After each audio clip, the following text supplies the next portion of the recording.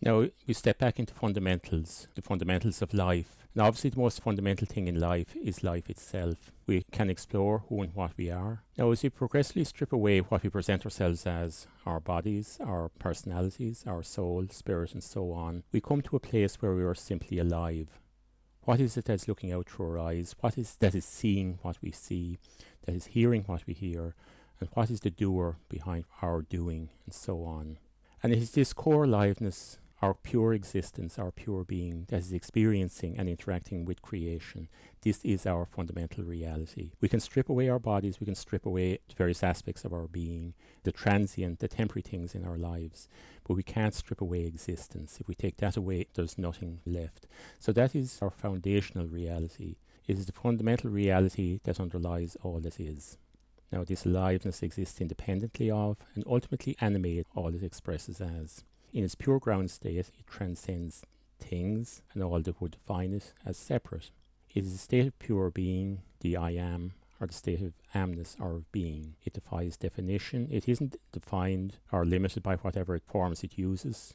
We can put names and descriptions on it, but these are just handles for our convenience in relation to it. Now, we can take a quote from one of the founding fathers of Max Planck, a very relevant quote, here in the bottom of this diagram. And he said, "I regard consciousness as fundamental. I regard matter as derivative from consciousness. We cannot get behind consciousness. Everything that we talk about, everything that we regard as existing, postulate consciousness." So this core existence, core being, core consciousness underlies all of creation. What's particularly interesting is that these scientists, and Max Planck was one of the founding fathers of modern quantum physics, a leading figure in the scientific establishment. And what's really interesting is that those scientists taking the objective path of knowledge, in other words, looking out into the world and trying to figure out things from objective reality in the external world, they effectively arrived at the same position, the same ground reality as spiritual traditions in the past have reached. In other words, at least some of them came to consider consciousness as a foundational state of reality. So they investigated all the way down through the very fine states of matter, down through atoms, particles, waves, down through what's referred to as the vacuum state in physics, down into what they were calling the unified field that underlies all of creation.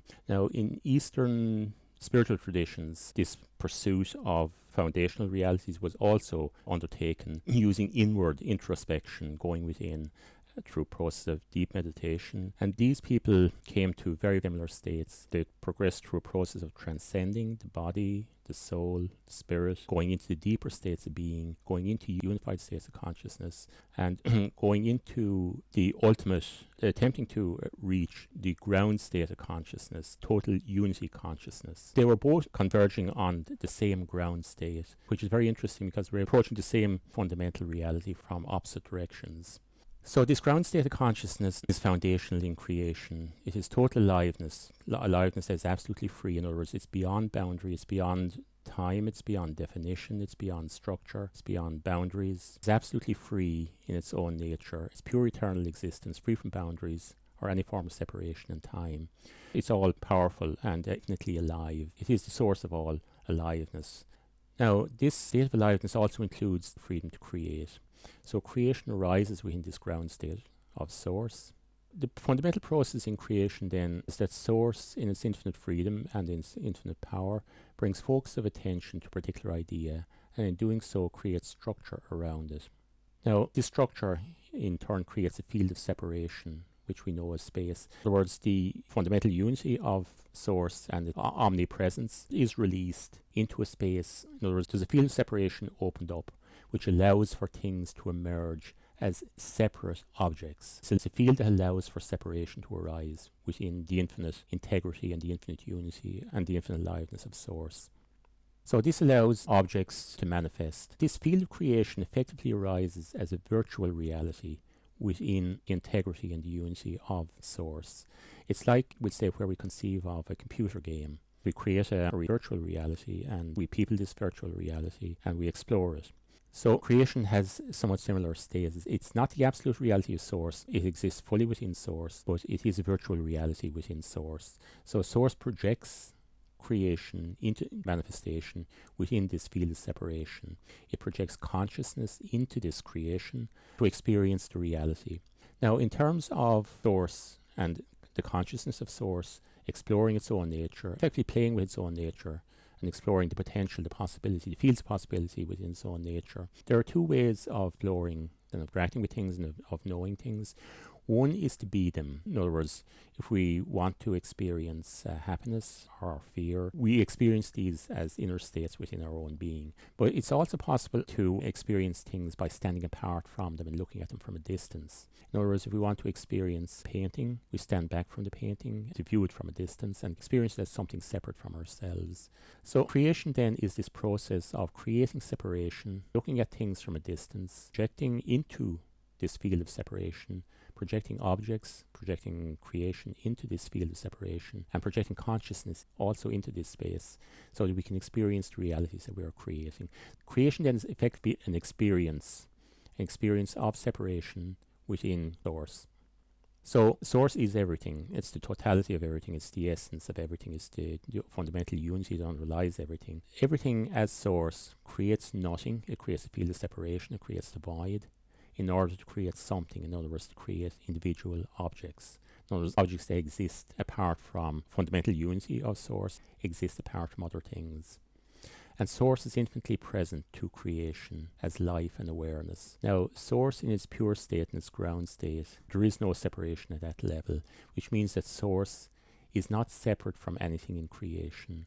In other words, Source doesn't experience separation in its ground state.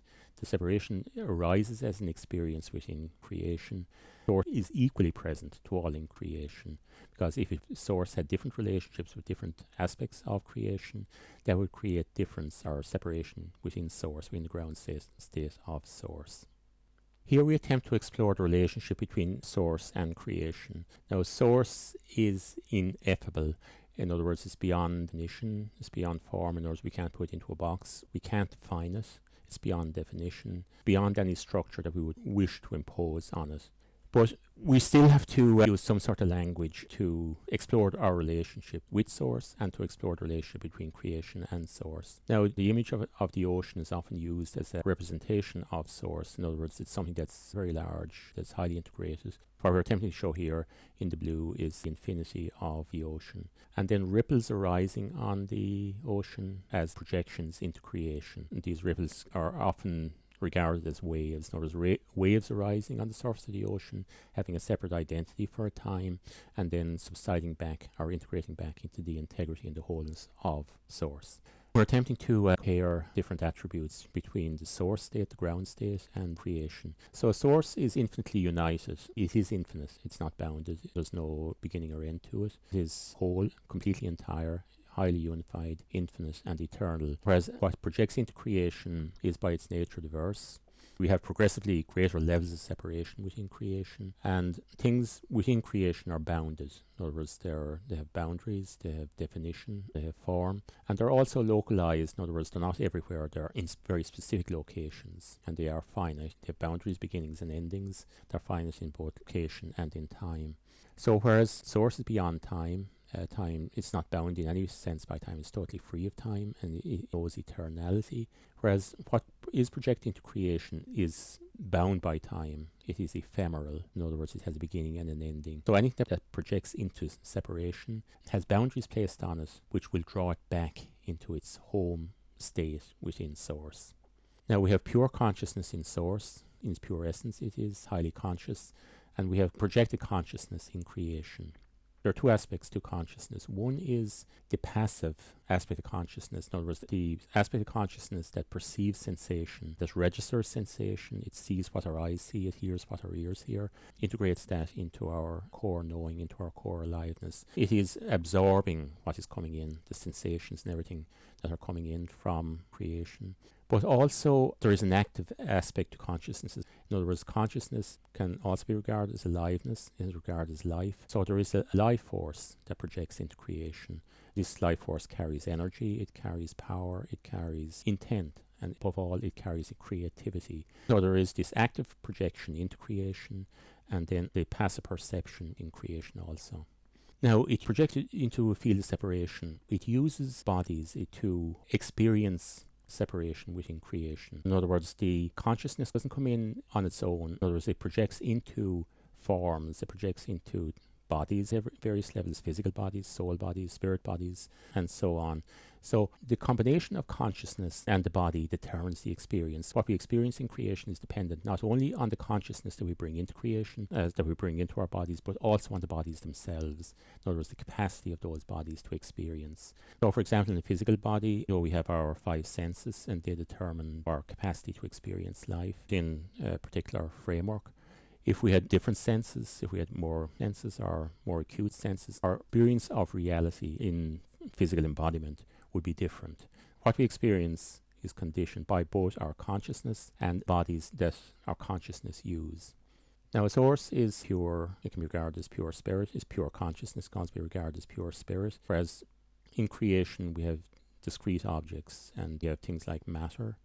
We have a high degree of integrity in creation, in other words, everything is whole and integrated and connected, whereas in creation we have diversity, we have polarity. We have freedom in source, total freedom in source. There's no limitation. Whereas when we project into separation, we're bound by laws. And the intention of the laws is to bring everything back home to source, one way or another. So we have consequences, we have natural law, and so on. So we have infinite aliveness in source versus limitation in creation. Source has infinite potential to create. In other words, it has total power and infinite potentiality, whereas our capacity within creation is limited. Also, a very important factor is personality. Now, within creation, we're used to experiencing our reality within creation through the eyes or through physical bodies and through personalities. In other words, we project a persona, we project a particular element of consciousness into our bodies, which expresses as personality at that level. So we're used to seeing things through the eyes of personality, and we tend to project that reality onto everything else. For example, in a lot of traditions, we look on the ultimate reality as God. And in a lot of religious traditions, we personalize God as being, as a person. And it's often represented, we'll say in Christian tradition, for example, God is often represented as an old man pointing to activate things within creation. Now, source is beyond personality. It's not confined to personality. It goes beyond personality. It's not defined at that level. It's highly impersonal, but highly conscious. It's infinitely conscious, but impersonal. So when it's acting in creation, it acts more according to law than the whims of personality. And that's an important point to remember, is that there is natural order in creation, and it is that determines how things work out in creation. It's not praying to some god and relying on the whims of personal gods at higher levels in creation. They do exist, but the ultimate reality is actually impersonal. Source is the infinite in subjectivity. In other words, is what we experience as we go deeper within our nature. Whereas out in creation, we're projecting out into external reality, and this is regarded as the objective reality, which is juxtaposed with our inner subjective reality. And source, because it has no definition, because it has no structure, diversity, or form, it is fundamentally simple. And the simpler things get, the closer we are to source. Now, when we go out into creation, we're into structure, we're into forms, objects and so on that house the structure. We use bodies to experience separation. Primary purpose of the bodies is to actually hold the separation in place so that we can experience it. Consciousness itself doesn't need bodies to be alive. It exists independently of bodies and is capable of existing independently of bodies, but it does need bodies to experience the reality that it projects into. We can explore some of the fundamental processes in creation. We have source as the universal life field that animates and underlies all in creation. Now, source brings focus of attention to a particular concept or idea or intent and creates structure around it. Now, the initial structure is neutral and fairly harmonized, but this progressively polarizes to bring diversity, to bring difference and interest into what is being projected into creation. This effectively creates two streams of order into creation. On one side, we have the emergence of a framework of laws, natural order. So this is effectively the scaffolding of creation. This is what allows creation to proceed in an orderly direction, the whole structure in place so that it can be explored and experienced, but also to dissolve that structure at the end of its life purpose and bring it back into integrity with source. This natural law and natural order brings sameness or repeatability into creation, predictability into creation, and this is the field that science explores and discovers. However, this framework of law and order isn't completely closed. It's open and it allows a very wide latitude of exploration and experience. And this is where the second stream of consciousness projecting into creation impacts. All consciousness projecting into creation carries an intent. In other words, there is an intent to explore, to experience, and to learn, and to bring that experience back into harmony with the total consciousness of Source. This particular stream is highly creative. It also brings a lot of life force, a lot of energy into creation. In other words, it carries purpose and intent, and it has a plan appropriate to that particular projection into creation. So this brings difference, it brings personality. We'll say every human being, for example, has unique difference, unique characteristics, unique personality. Likewise, every tree, every plant will have its own characteristics. So diversity is important for the purposes of experiencing the totality of what is possible within creation. So this diversity is important. When we come into creation as a projection of consciousness, we carry an intent in with us. And we also carry specific characteristics that we wish to work with in creation, that we wish to use to explore creation. So we bring a personality in with us. And this personality exists as an encryption. In other words, we have a recipe for all of the bodies we wish to build and use in creation, for what we wish to accomplish in creation, what we wish to learn, what we wish to explore, and what we wish to take back with us out of creation. So this encryption codifies our personal intent in creation. For example, we have our personal fingerprints, all of which are unique. They are a pattern that is unique to our personality. We carry the characteristics of our personality as personal encryption, and they are an important part of what we bring into creation with us. So this is the stream of spirit, the stream of soul, as opposed to the stream of order as on science side. Now the two of these interact within creation, and they create what we experience as the phenomenal reality of the world. These manifestation cycles project into creation, they work within creation, and then at the end of the cycle they project back out of creation, bringing the experiencing and the learning as awareness back into consciousness. They project consciousness back into the unified and integrated consciousness. So these cycles repeat continuously in the world, creating a sequential experience of reality. The cycles are fully unified in source as an integrated living and eternal experience. So we are both agents or actors in creation as well as the audience. So there are two aspects to consciousness. One is the active aspect of life force, intent and projection. The other is the aspect of the more passive aspect of actually observing creation, absorbing sensation, interpreting it and learning from it. In other words, integrating experience. Now, creation is also guided by principles. There are certain processes, fundamental processes that are important in creation. And there's also a structure, a progressively emerging structure within creation. So we have principles, for example, like the principle of unity at the high level in creation, the principle of wholeness and integrity. And then as we go deep into creation, diversity is important because this is what makes life within creation interesting. It's what makes the exploration meaningful, and it allows scope for creativity. And there is fairly wide scope, there's fairly wide allowance for exploration within creation, but it's not free for all. It is bound by certain rules. So we have free will within creation, subject to the law of consequence. In other words, what we do creates consequences, both good or bad, and we have to take responsibility for those consequences. So creation is a fundamentally creative process, but needs to be guided by responsibility and needs to respect natural order. Now, the fundamental process of creation is one projection, and this is fundamentally dynamic. It projects from source into creation, but in the process is the impetus to bring the whole back into source again. So it's a cyclic process that is dynamic. It's fundamentally dynamic. Now, creation involves separation, projection into separation, but also a turn cycle brings all back into integration and wholeness. So we have flows within creation. There's a continuous flow into creation and then a return flow back to wholeness in source. We have expansion and contraction along the way. We have cycles of activity, very large cycles at the high levels in creation, which contain multitudes of progressively smaller cycles as we progress down into the lower levels of creation. So these cycles manifest frequency, they manifest waves.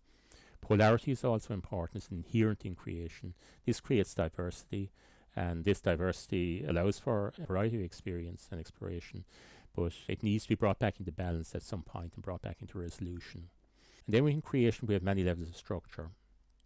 Now we have dimensional structure, which we'll look at shortly, And we also have cosmoses, universes, and worlds.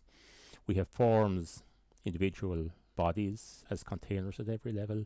These are containers for consciousness at every level. And we have relations between different objects, different things within creation. We have angular alignments, for example, and we have frequency alignments, which are often known as harmonic alignments. We'll talk a little bit more along the way. And then we have objects themselves, both organic and manufactured. In other words, some of the objects in creation, like trees, plants, animals, and so on, have an organic nature and they emerge in the organic nature of creation. But human beings are themselves creators within creation. We are legitimate creators in creation. So we also create things within creation. For example, we cook food, we create clothes, create artwork, and create music, and so on. So these are also legitimate elements of creation. And once they're aligned with our consciousness and our source, these are just as valuable as what we would normally regard as organic within creation. We now come to look at the fundamental process in creation. This is the process of particle phasing, by which creation projects into manifestation. We have an animation for the process, which we'll set in motion. We'll run through a cycle, and then we'll look at this in lower motion.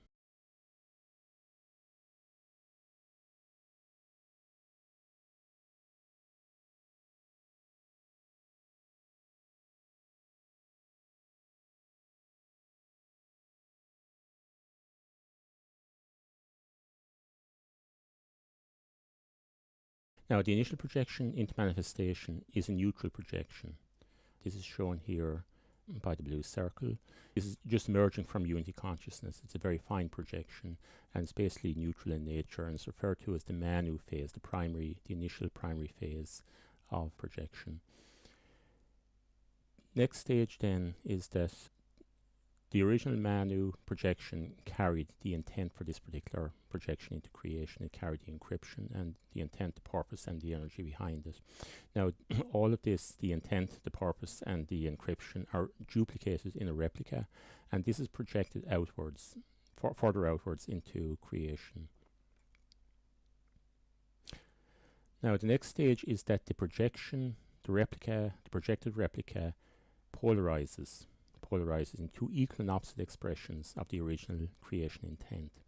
They carry opposite polarities, which allow for diversity and for a more interesting interaction within creation. These polarities are known as ire and mane expressions of the original creation intent.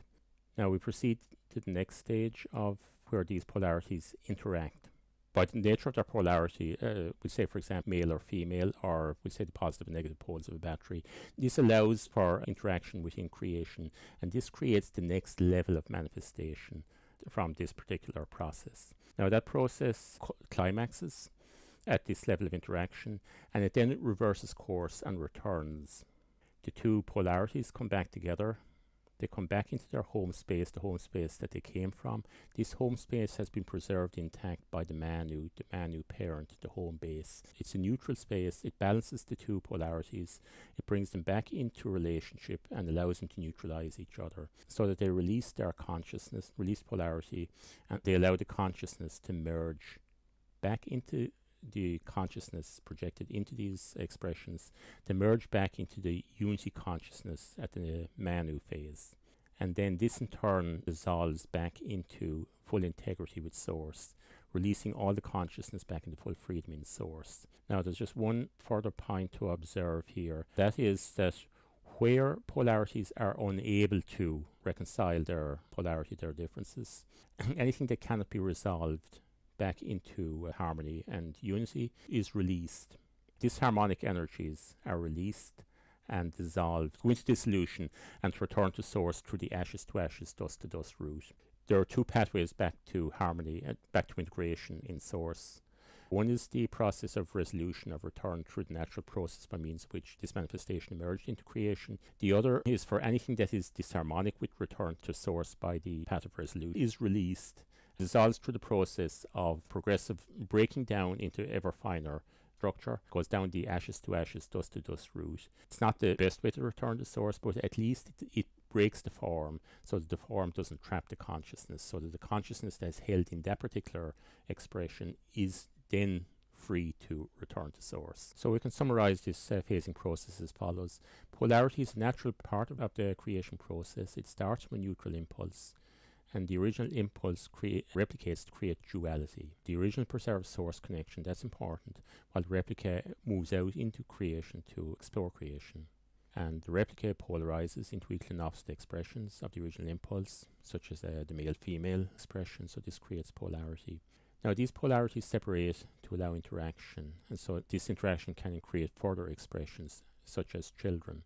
Now, ideally, connection is retained to the neutral parent, and this forms a trinity, so all polarities should ideally form trinities. The neutral space is preserved, the pathway home is secure, and the polarities can come back into that space. They can resolve their differences. They can come into a point of balance that resolves their difference and can merge back into their home space and return to freedom in unity consciousness of source. Now, where the connection isn't held, where the neutral connection isn't held, where the manu-neutral phase isn't held, the polarities then exist in isolation. And this is where we get a phenomenon called phase lock. In other words, it isn't possible for them to resolve and to progress back into the unity that they came from along the pathway through which they came out into manifestation. So in that situation, what the two polarities can get locked in position, they fail to resolve through natural processes. And what often happens in that situation then is that the two polarities clash repeatedly against each other. It's like two armies clashing. They effectively destroy each other. They break down the form, but at least the process of breaking the form does release the consciousness that was held in the entrapment. Two other points in relation to this process. The first is that the phasing process is progressive. In other words, the manu-neutral creates children, manu-ire children. They in turn interact and they create further children. Now those children in turn become the parents for a further phase of projection into creation. So they in turn create their children, and those children in turn become parents and create their children. So there are generations of projection through this phasing process, down through many generations all the way out into creation. So the phasing process is progressive in the vertical sense. Now it's also progressive in a horizontal sense. In other words, two of these parents can generate several children. They in turn can generate several more children. So it does spread horizontally as well. We start out with a fundamental phasing process, but that begets many children, and each of those children beget many more children. So this creates a progressive expansion into creation through this process of phasing. So it occurs at many levels, and what is a child at one level can become a parent at the next level down. Now, the other question that's worth looking at is the question of angular orientation. If we take the two polarized states, the manu and the ire states, these exist in polar opposition. In other words, they exist at a 180-degree alignment to each other. In other words, polar opposition. Now, if we look at both of those in relation to the neutral core that they came from, when they're expanded to their maximum extent, they each exist at 90 degrees orientation to each other.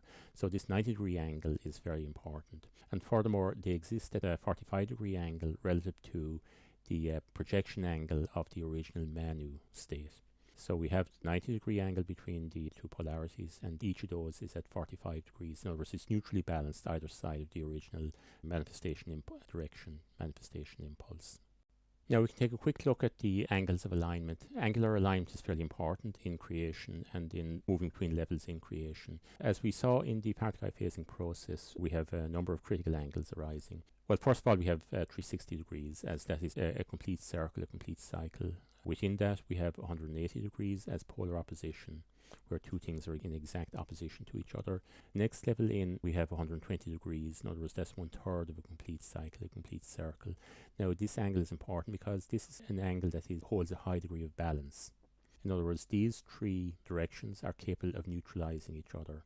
In other words, they exactly balance, as shown in this triangle here. They balance each other. So if we think of balancing a stool in 3D, we can't balance the stool with one leg, we can't balance it with two legs, but we can balance it with three legs, and the ideal balance is when the three legs are equally spaced. The next angle of interest then is a 90-degree angle, and this is a very important one. When two influences are at 90 degrees to each other, they're completely independent of each other, and this also corresponds to 1/4 of a circle. So if we take one direction in blue and the other direction in red, now if we take the red direction moving off at a slight angle to one side, it will have a component of motion in the direction of the blue arrow. Or if it's moving off to the other side, it'll have a component of motion that's aligned with the blue direction. So when the red arrow is at 90 degrees to the blue arrow, there is no component of motion in the direction of the blue arrow. In other words, the red arrow is completely independent of the blue arrow. So the 90-degree angle ensures that influences are independent of each other. And that is important, particularly in dimensional structure.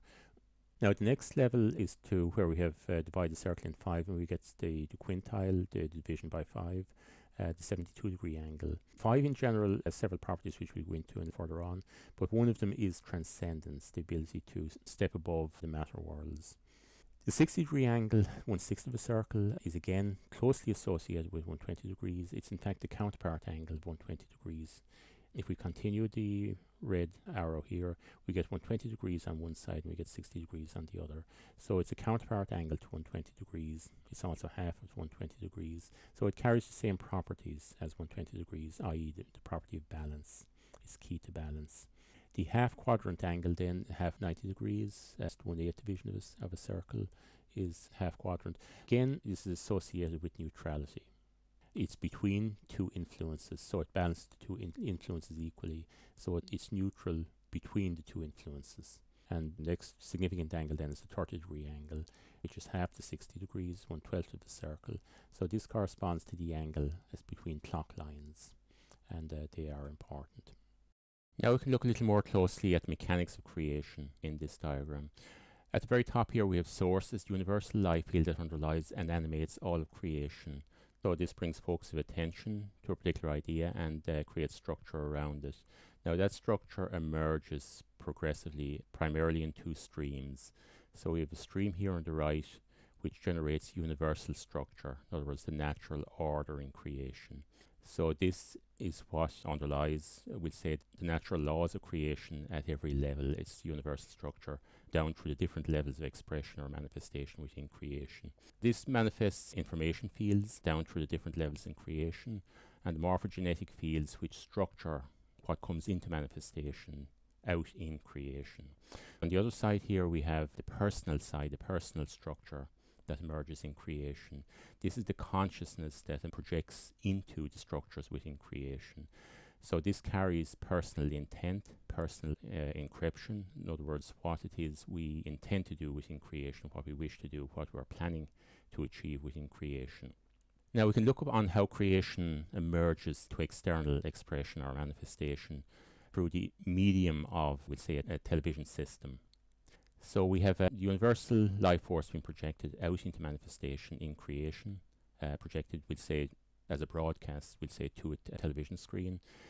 On the structure side, on the universal structure side, we have a carrier wave. These are levels of frequency, channels of frequency that carry structure. These are the universal information fields. We then have our individual encryption as signals, and these ride on top of the carrier wave. They effectively modulate the carrier wave. They condition what expresses into manifestation. Now this broadcast comes into a television screen. And the television screen is composed of an array of pixels, in other words, an array of little dots. We have lines of dots, we have many thousands of dots organized in lines and then in successive lines and then forming a grid.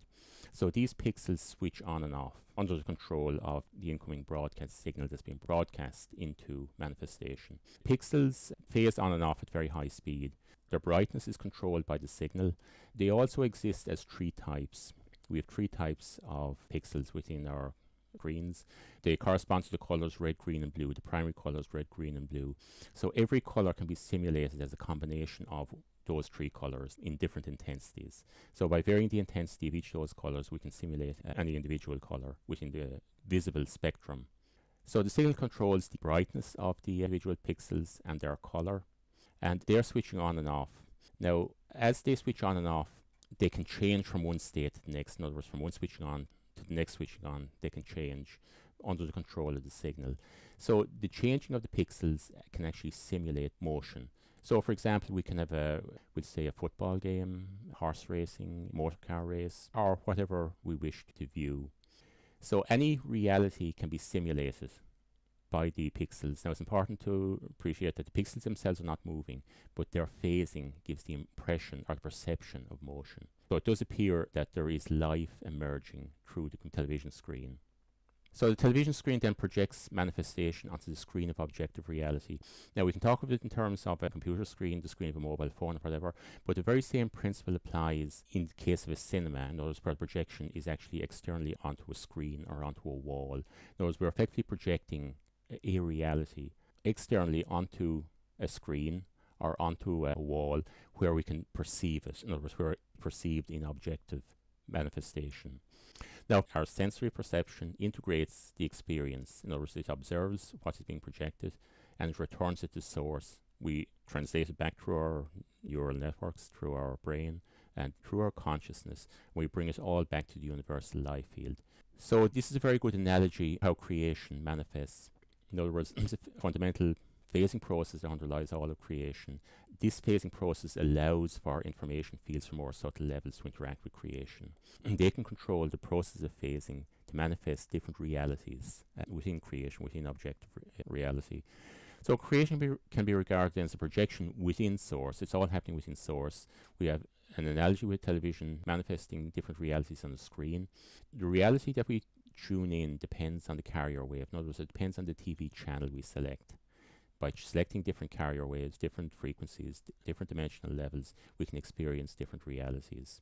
By changing the frequency of the carrier wave, we can tune in different channels of reality, i.e. different dimensions. The whole is present for every part, and every part is contained within the whole. So we have two aspects of reality. One is the horizontal reality that we experience. In other words, different phenomena that we experience in the world around us. This is objective or phenomenal reality in the world around us. But underlying that, we have a vertical essential reality that actually conditions the creation that comes into expression as objective reality. Finally, there are two ways to experience and know creation. One is to go out into creation, to interact with it and learn from it. But we can also go within, we can access our own consciousness, our own higher levels of consciousness, levels where they are more open and where there's more immediate connection with the information fields, the subtle fields that manifest creation. Now, this inner process is what we would normally experience at this level as things like creativity and intuition. So we have both means of interacting with creation.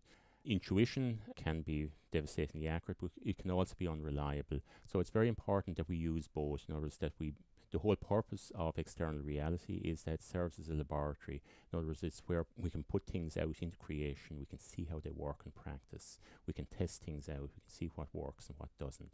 So that external check on what we're bringing into creation and how we're dealing with creation is a very valuable source of learning from us also. So we do need both processes at this level. We need both processes as we need two legs to walk. We say a bird needs two wings to fly, and a swimmer needs two arms to swim. And the progress is easiest and most rapid where there's a good balance between both of those processes. Consciousness projects into creation through a number of levels of structure. We start from the initial primary unity consciousness of source, and the first projection into creation manifests the sound fields. Now, these are still a very highly conscious, highly integrated, and largely unstructured level within creation. We're talking about very pure consciousness at this level. Sound is also associated with thought. Now, the consciousness in the primal sound fields is very creative in its own right, and it further projects structure into creation, and it's the next manifestation of structure emerges as the light fields, the primal light fields, the primal sound fields and the primal light fields. There's very little density at this level yet. Field of energy. We have very pure energy in the primal light fields. And then consciousness at this level is also highly creative, and that further projects into creation, creating the matter fields. Now, the matter fields emerge through four levels of density, going from solid, highly dense solid concrete forms at the lowest density level, up through more fluid structures and forms at corresponding to the liquid phase, to more diffuse forms in the gaseous phase, and then to the highest density level in the matter fields we have corresponds to plasma. In this level of density within the matter fields, it's halfway between energy and matter. It's highly energized matter. In other words, it's energy condensing into matter, and it's highly energized matter that's progressively levels of densification down through the lower levels below it. Now, we have 5 density levels here, plus the primal sound fields. As we progress downwards through the levels of density, there's more defined structure, there's more concrete form, and higher levels of density. There's also division into a greater number of smaller units. In other words, we have division of unity as we proceed down through the levels in creation. We have division of unity, but also multiplication of diversity. In other words, there's a greater diversity of form. Conversely, as we move upwards through the structure, as progressive refinement, in other words, there's less density, there's more integration, there's more wholeness, and there's greater freedom and less boundary as we proceed up through the levels in creation. Now, each of the density levels in the previous diagram is further subdivided into 3 dimensions. Each dimension corresponds to one of the primary states of Manu, Mane, and the array. Between the 4 density levels of matter fields, we have 12 dimensions going from dimension 1 at the bottom all the way up to dimension 12 at the top. We have a further 3 dimensions in the primal light fields corresponding to dimensions 13, 14, and 15. Dimensionalization begins at the level of the light fields. The sound fields themselves are non-dimensional. They are highly integrated, and they're closer to being pure conscious than to being density levels within creation. But they are divided. In other words, there is a progressive separation, or emergence into separation within the primal sound fields, again divided into 3 levels: the ecstatic, polaric, and triadic. The dimensions are separated one from another by dimensional locks between each pair of dimensions. There are 4 significant locks between each density level, each of the density levels going up through the 15-dimensional structure. Now, the purpose of these locks is to keep the structure in place, in order to preserve the structures, preserve the separation between dimensions and between densities, so that we can experience it.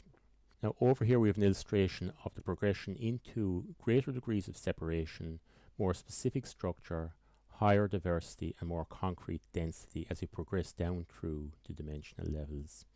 And conversely, we have an expansion into higher levels of integration, freedom, unity, and consciousness as we progress up through the density levels. As has been mentioned already, the primal sound fields are non-dimensional. They are eternal. They are effectively beyond time, beyond cycles, with beginnings and endings. Furthermore, they're not confined to specific locations. In other words, they're not defined by strong boundaries. So there is very little localization at this level. Now, in terms of where we've all come from, all life ultimately comes from source. So we've all come from source at some level. And we've all come through the primal sound fields and the very pure, non-localized, eternal consciousness that existed at that level. And we emerge into dimensionalization. So when we're talking about coming from specific places, we're really talking about dimensionalization. In other words, we're further down the food chain. Now, we experience creation 3 dimensions, or 1 density level at a time. In other words, when we come into a particular level in creation, such as 3D, the 3D physical worlds, we project a personality in there into a 3D body. Now, we need bodies to contain our consciousness at each level in creation so that we can experience the separation and the reality and explore the reality of that level in creation. So we have a physical body for dimension 1, we have an emotional body for dimension 2, and we have a mental body for dimension 3. We have an astral body for dimension 4, a soul body for dimension 5, and an archetypal body for dimension 6, and so on. Now, we project consciousness into each density level and each dimension, and we have bodies at each of those levels. So project consciousness as a personality within a 3D body in physical dimensions 1, 2, and 3, density 1. We project a soul body, soul consciousness, into a soul body within the soul worlds in density 2, an oversoul consciousness into an oversoul body to explore the reality and the worlds of density 3, and we project Christos consciousness, avatar consciousness, into a corresponding avatar body in density level 4, and so on. We project Rishi consciousness into a light body in dimensions 13, 14, and 15. We don't need bodies at the level of the primal sound field because these are essentially formless. There is progressive division of consciousness as we progress down through the density levels. If we take our soul consciousness, for example, in density 2, this consciousness is too powerful to project directly into a physical body in density 1, in other words, into a physical 3D body. When projecting into 3D embodiment in the physical worlds, it projects 12 individual personality elements of consciousness. In other words, it individuates into 12 individual personalities and projects each of those into a physical embodiment in 3D. So our personal consciousness in a physical body in 3D is then associated with a soul family spanning 12 similar personalities. In other words, we are connected to a soul family. Now, this same individuation of consciousness arises from the higher density levels. In other words, we have an oversoul family, density 3, and in order to project into density 2, it individuates 12 separate soul projections. And likewise, at the Christos level in density 4, the Christos consciousness projects 12 individual oversoul or spirit units of consciousness into density 3. So we are connected to progressively larger families of consciousness as we go back up through the density levels. In other words, as we come down through the density levels, there's progression division by 12 from one density level to the next, and as we go back up through the density levels, there's progressive integration by 12 as we go up the chain. So for example, we're associated with a soul family of 12 personalities similar to us. In other words, we are 12 children within a soul family. That soul family is further connected to an oversoul family in which there are 12 children similar to it, and to a Christos family again with 12 oversouls associated with it. So each our personal consciousness is then associated with 12 siblings at the soul level, 144 siblings at the oversoul level, and 1728 siblings at the Christos level. Now, as we heal within ourselves, we integrate back into our soul consciousness, and this involves an expansion of consciousness, a greater degree of freedom and a greater degree of empowerment, but also a greater responsibility. In other words, because we have greater capacity and greater responsibility, we begin to take on greater degrees of karma within the world. In other words, we begin to take on karmic issues associated not just with our personality, but also with wider family, even in physical embodiment. Take on additional responsibility for family karma, for healing tribal karma, for healing racial karma, and so on. Our capacity is matched to our degree of empowerment and to our capacity to deal with issues. So expansion of consciousness does involve greater responsibility. We are drawn to addressing and healing issues on a much wider front than just our personal focus. Now we can summarize this in an animation of dimensional structure as follows.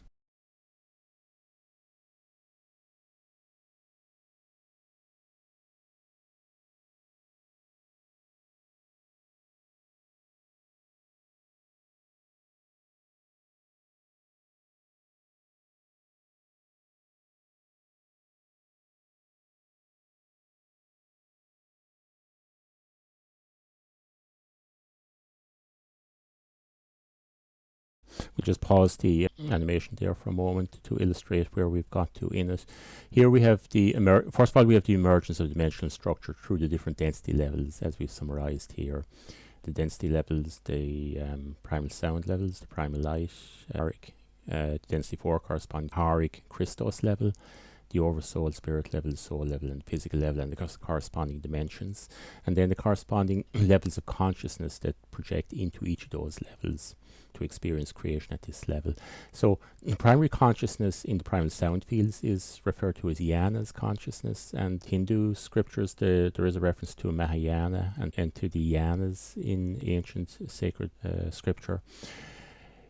Coming into the dimension, into the primal light fields, we have the Rishi consciousness. Again, the Yana's consciousness is formless, it doesn't need bodies at that, and there's so little separation at that level that it doesn't need bodies. The bodies at the primal light level are much more refined, much more fluid, they're much more energetic and almost formless. Now, as we progress into the matter fields, we come into matter bodies, progressively more dense matter bodies, come into smaller units of consciousness, down through the Christos consciousness, down to the oversoul or spirit consciousness, down to soul consciousness, and finally down to personality consciousness, where we presently are in 3D. So we let this complete now. As we reverse the process, the consciousness integrates up through the levels, returning to the families through which it emerged, all the way back to source, and then the structure itself dissolves progressively, integrates back up through the density levels back towards source.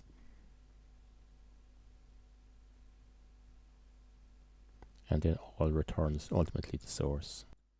Now we come to a more specific representation of dimensional structure and a tool for working with dimensionality.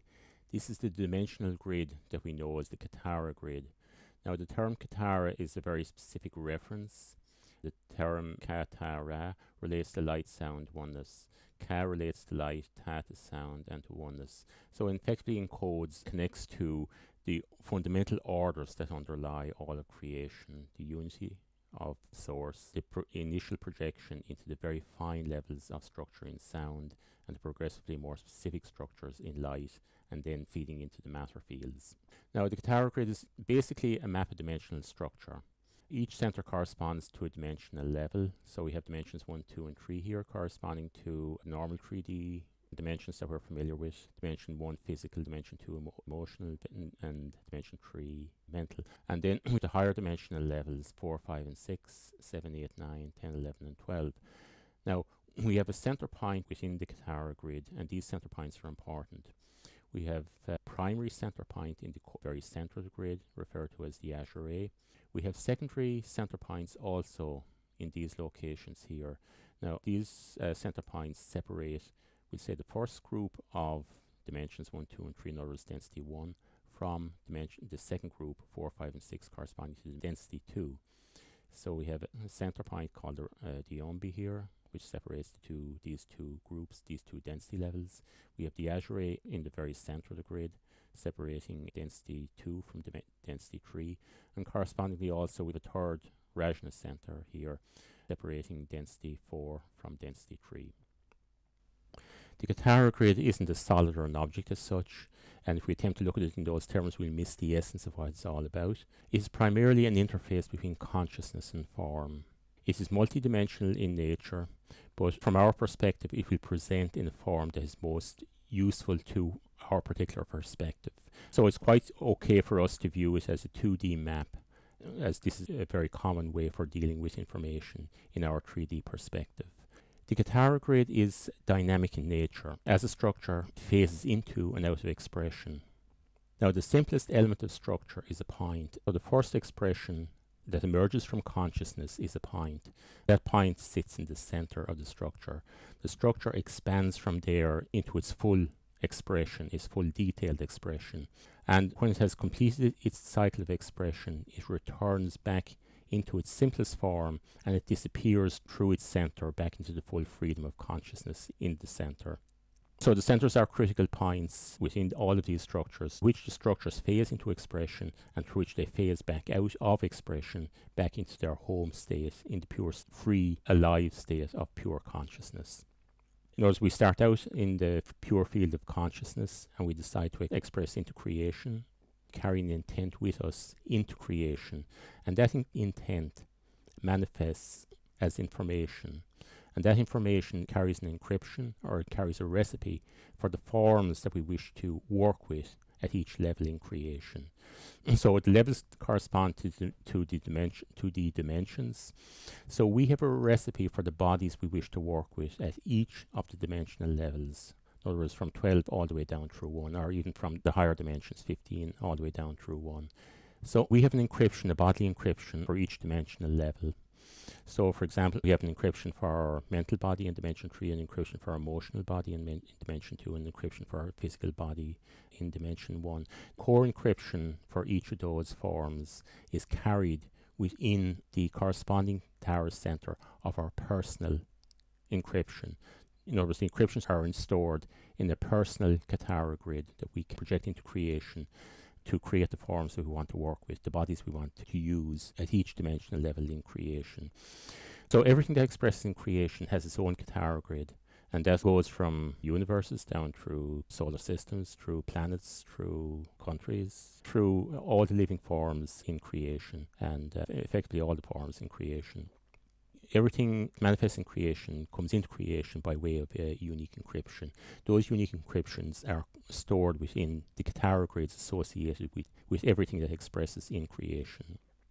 So the Katara grid then is like an envelope that carries sheets of information that carry the encryption or the recipes for forms that we're using in creation. Now, we don't see the guitar grids in creation themselves. In other words, they're not objects as such. We can look anywhere in creation and we won't see the guitar grids directly themselves. What we do see is the expression of the information in the guitar grid. In other words, the information as it projects outwards creates structure. And it's that structure that we see. That structure is shaped by the information that's encrypted within the guitar grids with their associated guitar grids. The guitar grid carries specific structure. The connections between centers illustrate the relationships between the corresponding dimensions, and the alignments and proportions are important. And the key proportion is the 2-to-1 ratio between the length of the guitar grid and its width. The primary encryption or information stored in the guitar grid passes out through various levels of spiritual anatomy to shape the bodies or the forms that express in physical reality. An important such structure is the DNA imprint, and this is represented here. What this illustrates is full 12-strand human DNA imprint. Now, this isn't a representation of physical DNA as such. It's more a representation of the information that shapes DNA, that impacts the DNA to shape bodies.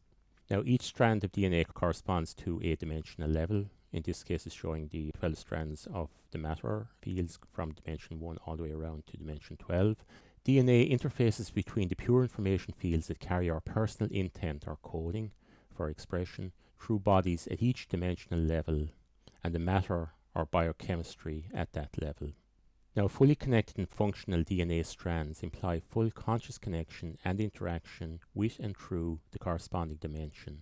In other words, where we have full DNA strands, we have full conscious access through that dimensional level, through the forms that we use in that dimensional level. Now, each strand in turn has 12 subbands corresponding to the subdimensional frequencies. In other words, every dimensional frequency band is divided up into 12 sub-frequency bands, and they are represented as subdivisions within each strand of DNA. Now, in practice, however, our DNA is fragmented to varying degrees, limiting how much conscious connection we can hold in our bodies, but it can be healed. And so a lot of the work that we're trying to do is to heal various blockages in our DNA imprint that will allow us to connect more fully across all of the levels at which we exist, and to hold that connection consciously at each of the levels. We have another very useful and interesting representation of dimensional structure in the Rouchet code. This organizes the 12 dimensions in 4 groups of 3 corresponding to their density levels. For example, density 1 corresponds to dimensions 1, 2, and 3 is represented here. Density 2, 4, 5, and 6 here, and so on, for a full complement of 12 dimensions in the matter fields. This diagram illustrates polarity more clearly than the guitar grid. So, for example, the Manu or the neutral primary centers in each group of 3 dimensions are shown in the center positions. In other words, 3, 6, 9, and 12. They correspond to the Manu polarity, the Manu primary polarity. These Manu polarities polarize to generate Ire and Mane counterparts. So the 1, the 4, the 7, and the 10 correspond to Ire, and the 2, 5, 8, and 11 correspond to the Mane. Now, what the center point is very important in all of these symbols. It represents the point of emergence and also the point of return to source. Now, in the Rouchet code, we have a central pillar, which is often referred to as pillar 13. In other words, corresponds to dimension 13 in the primal light fields. It also encompasses the other 2 dimensions in the primal light fields, 14 and 15. So we can envision the 3 light dimensions, 15, 14, and 13, represented in the center of the Rouchet symbol. Now, this illustrates something interesting. We have the Manu polarities polarizing to generate 2 offspring. Likewise, we can consider each of 2 of the primal light frequencies in the center, each of these polarizing to generate the Mane frequencies. In other words, that one of these light dimensions can polarize to, for example, generate dimensions 3 and 12. The other one can generate dimensions 6 and 9. And then the primary light dimension can in turn parent or generate both of those. So this gives us a cascading of polarization down through dimensional structure. So we have the primary light dimension represented by Manu coming in through the center position, it generating 2 polarities. Each of those polarities come in turn Manu to the next level below, and they polarize to generate child dimensions. Each of those in turn becomes a parent to 2 further dimensions at the next level down, creating their Mane and Ire children. So this illustrates progressive division by 2 through the process of polarization from the primary dimension down to two further light dimensions, each of those polarizing to generate a further two, and each of those further polarizing to generate two dimensions. So we see progressive multiplication by two. In other words, polarity is generating a multiplication by two as we progress down through dimensional structure. So this multiplication by two, as we expand into more sophisticated structure, is something that we will look at shortly in relation to the crystal spiral. There are various tools we can use to work with dimensions and dimensional structure. Dimensions are strongly associated with frequency, for example. Now, color is also very strongly associated with frequency. So we can map correspondence between colors and frequency, and we can use these colors as a means for accessing or for forming resonant alignment with particular frequencies and for accessing and working with them. Now, these colors are illustrated in the various symbol codes, and they do carry significance. They do carry resonant alignment with the particular frequencies that they represent. Red is often used to align with dimension 1. That doesn't mean that everything in dimension 1 is red. It just means that the color red forms a link with the core frequency of dimension 1 and is a tool for accessing dimension 1. Now, the second tool we can use to access specific dimensions are tones, sound tones. Sound tones carry the core essence or the energetic encryption associated with specific dimensions. For example, we have Kuda Ra associating with the primal sound fields, the three levels of the primal sound fields. Kira She associating with the three-dimensional levels of the primal light fields. Maharata with the three-dimensional levels of dimensions 10, 11, 12, and so on down the scale. Now, these sound tones are fully captured in sequence in the magic words of co-creation if anybody wishes to explore them further. Now, a further important tool for working with dimensional structure is geometry. There are geometric encryptions associated with dimensional levels, and these can be used to work with dimensions. So, for example, the Merkaba star, the six-pointed Merkaba star, is a specific encryption that can be used to work with dimension 12. And the pentagon and its associated geometry is associated with dimension 5. And explore this in more detail a little bit further on. Now, number is also associated with dimensional structure. Number is associated with frequency. Number is a measure of frequency, and it can be used as a tool for managing frequency. There's a strong correlation between number and frequency, and that is a further means for working with dimensional structure.